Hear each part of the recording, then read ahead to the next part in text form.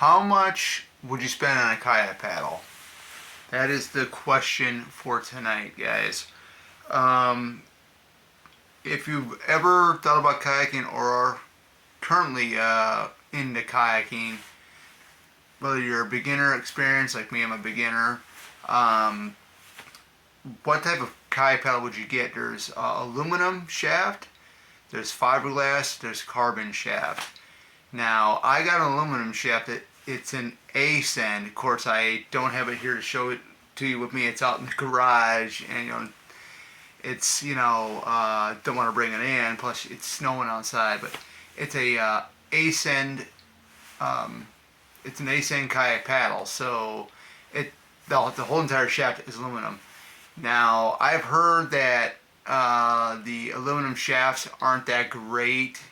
You don't get much. You get tired out easier with them. I think they're a little bit more uncomfortable from what I did some research on with a couple of kayak YouTubers and stuff like that.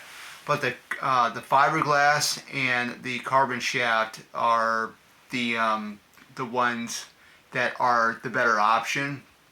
They're better made. Just overall better product. Now, usually with those, they can range from 100 on up. So I'm currently working on trying to get another kayak paddle before the spring hits. So I'm definitely gonna get one. I want to get one that's either a fiberglass or carbon shaft. But the prices are going to vary, and there's a very good company out there that's really, really good, and it's called Aquabomb Paddles. They got some really good high quality end kayak paddles out there. I mean, they range from like 200 all the way up to 500 to $600. Whatever you want. Of course, I don't do. I've never done river kayaking. I just go out on the lake. So I think a high-end paddle for me wouldn't, like a high-end paddle like 300, 400 bucks, 500 bucks wouldn't be really my thing. I could get one, but then you got to think too. What is in your budget? What are the things you're gonna do for kayak? Like what type of waters are you gonna go on, lake or river? Those types of things. And if you're gonna go on a lake, the higher end ones are the better ones. I'm gonna go on a little bit of a higher end one, like up in the $100 range. Something that's like I saw one that's like an Old Town brand, which is like 124, but it's fiberglass shaft, which is one of the better ones.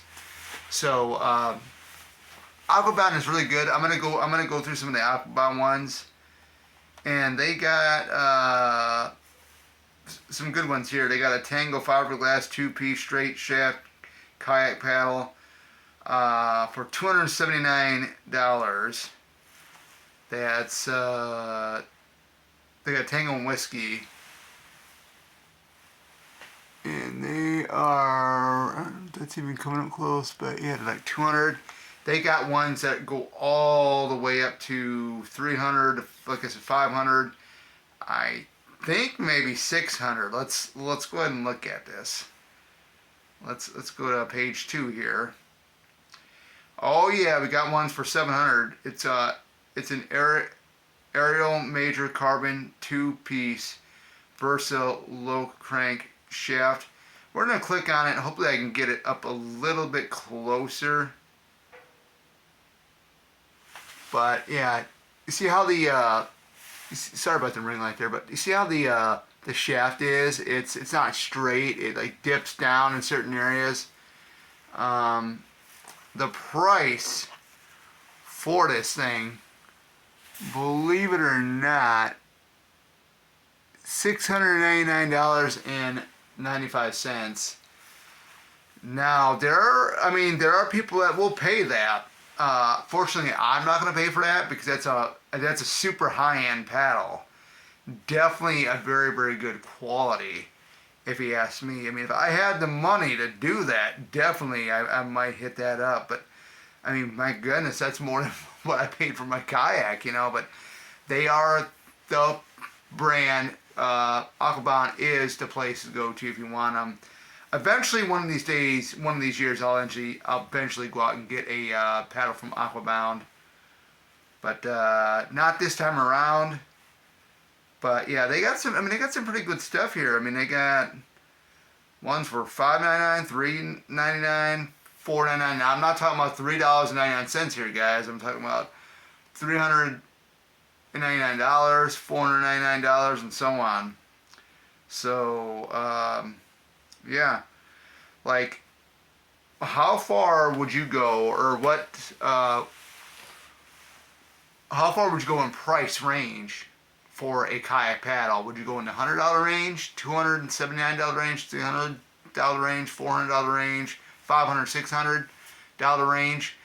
For me, I would go into like the $100 to $200 range. If it's a carbon shaft or fiberglass shaft, I would definitely pick that up because with doing research here on YouTube, hearing what other YouTubers had said, that the fiberglass and the carbon shaft are the better way to go instead of aluminum. But again, I have never kayaked on a river, so usually when you think of high-end paddles, those are really what you'd use those for. But you could use a high-end paddle on a lake with not a problem. But yeah, I mean, that's something I'm going to come down here. I don't talk enough about this stuff during the winter months because, of course, I can't do the kayaking in the winter months because of the lake being the water's being so freezing cold, and plus, not having the, right proper gear to do it in, especially, when the waters start to freeze and it becomes a sheet of ice. But, yeah, I thought I'd come on here tonight and just talk about kayak paddles. You want to go with the best quality kind you can get, but make sure it's in the budget range that you're able to afford. Don't go ahead and spend like on a $599 kayak paddle and blow your money on, oh, I blew all my money on that, I don't have any money anymore, stuff like that. You just got to budget yourself on, different things with that stuff. Same thing goes for shopping for a kayak, you got some high-end kayaks after like the Eddy lines, stuff like that. Touring kayaks are like up in the thousands that you can purchase for, but the kayak I got, I mean, I love it. It's a Pelican Sentinel XP100 Angler. It's a fishing kayak. I don't use it as a fishing kayak. I just use it for recreational kayaking, and it works out great for me. Sit on top. That's all you can ask for. But with paddling too, if you're gonna paddle for long periods of time, you might want to go ahead and get a carbon shaft or a fiberglass shaft kayak paddle. But yeah, with that being said, that is it.